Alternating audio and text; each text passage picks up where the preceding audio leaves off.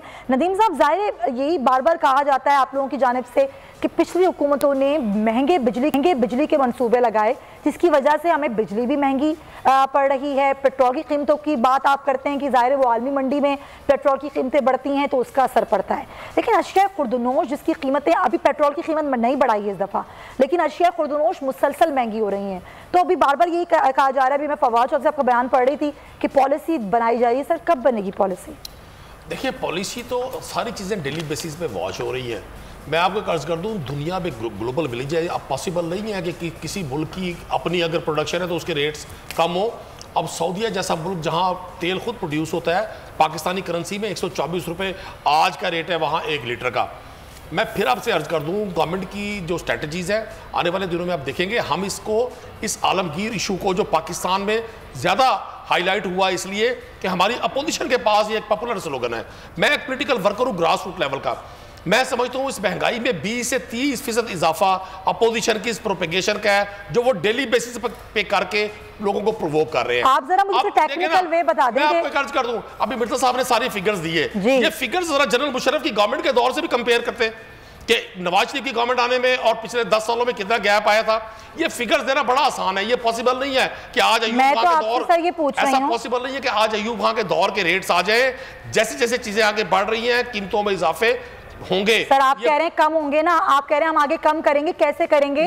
अभी आप मजीद IMF से अगली किस्त मिल रही है, आपने उनकी शराइत पूरी करेंगे या आवाम को रिलीफ देंगे? अच्छा, एक और चीज तो, एक सवाल मैं पूछता हूं अपने बहुत बड़े जो अरस्तु है हमारे मईशत के, ये IMF को पाकिस्तान में तहरीक इंसाफ ने इंट्रोड्यूस करवाया। जब पाकिस्तान तहरीक इंसाफ की गवर्नमेंट आई है तो पाकिस्तान तहरीक इंसाफ दुनिया को लोन दिया करता था। $100 बिलियन के एसेट्स थे पाकिस्तान के, और भाई पाकिस्तान के असासे गिरवी रख के इस मुल्क में नॉन प्रॉफिटेबल बिजनेसेस प्रोजेक्ट्स जिन्होंने शुरू किए और जिसकी आड़ में बिजनेसेस किए, जिसकी आड़ में इवेंट फील्ड और सरे महल जैसे प्रॉपर्टीज बनाई गई, जिसकी आड़ में बिलावल हाउस जैसे बड़े बड़े अरबों रुपए के महलात बनाए गए। पाकिस्तानी कौम को बेवकूफ बनाना छोड़ दे, लोग गरीब शख्स का मजाक ना उड़ाए, उसके जख्मों पे मरहम रखने की बजाय उसके जख्मों पे नमक पाशी ना करें। आप जितने बड़े आप लीडर्स हैं ना जी, पूरी पाकिस्तानी कौम वाकिफ है। अब मेरे सवाल का जवाब ले लेना जी, बलोच साहब बैठे हुए हैं। सिंध में 13 साल से गवर्नमेंट है पीपल्स पार्टी की। आटे का रेट, गंदुम की इमदादी कीमत सबसे पहले सिंध ने 2000 की। ये कैसे तवक्को रखते हैं कि जब गंदुम की इमदादी कीमत, मैं जवाब ले लूं सर, वक्त की कमी है, मुझे नए ऑर्डिनेंस पे भी आना है। आप ही की बात का जवाब ले लेते हैं जी। मुस्तफा अब्दुल्ला बलोच। सबसे पहले तो मुझे बड़ी मजाक़ बात लगी इनकी कि महंगाई में जो इजाफा हुआ है इसकी जिम्मेदार भी अपोजिशन है। 3 साल आपने अपोजिशन के हर मेंबर को जेल में डाला, आपने इसी नैब को एक अपना विक्टिमाइजेशन टूल बना के रखा, और उसके बाद आपसे परफॉर्मेंस हो नहीं रही, डिलीवर आपसे हो नहीं रहा, आप लोगों को झूठे वादे दे रहे हैं। IMF की बात की आप कह रहे हैं कि किसी और ने IMF से लोन नहीं लिया, ऐसी बात नहीं है। देखें, आपने लोगों को सुनहरे ख्वाब दिखाए थे, आपने कहा था भीख मांगने से पहले मैं मर जाऊंगा, खुदकुशी कर लूंगा, तो ऐसी बातें करनी नहीं चाहिए थी। फर्स्ट ऑफ ऑल, अगर आज आपसे परफॉर्मेंस नहीं हो रही, एक्सेप्ट करें और अगर डिलीवर नहीं कर पा रहे, री इलेक्शन की तरफ जाएं। अच्छा, आप सिंध की परफॉर्मेंस और दूसरी बात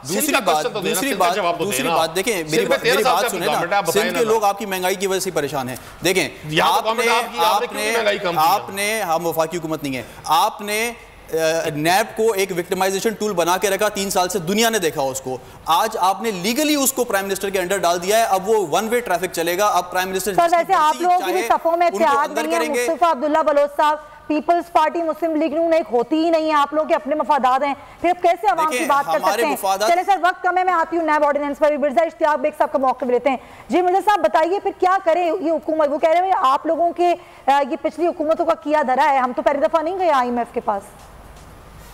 देखिए, मुझे बड़ी हैरानगी हुई है ये नदीम कुरैशी साहब की आज बात सुन के।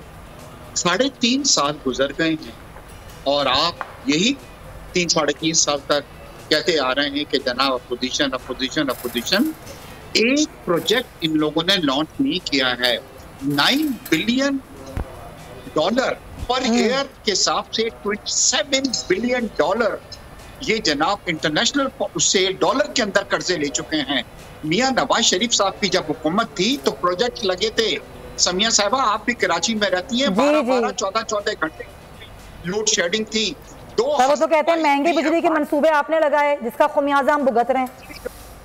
डाली गई 2000 किलोमीटर के जो है मोटरवेज बने।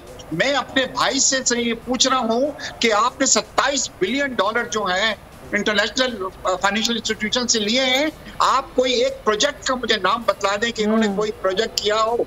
इन्होंने अभी IMF के घुटने पकड़ के आए हैं इनके फाइनेंस मिनिस्टर जो हैं, और उनसे ये कहा है कि जी हम पेट्रोलियम लेवी में आपको 600 बिलियन रुपीस जो है इकट्ठा करके देंगे। इसका कोई ताल्लुक नहीं है कि इंटरनेशनल मार्केट में प्राइस क्या हुआ है। लेवी के अंदर जो है इंक्रीज किया जा रहा है, टैक्स बढ़ाया जा रहा है। तो सब्सक्राइब करें और बेल दबाएं ताकि कोई खबर रह न जाए।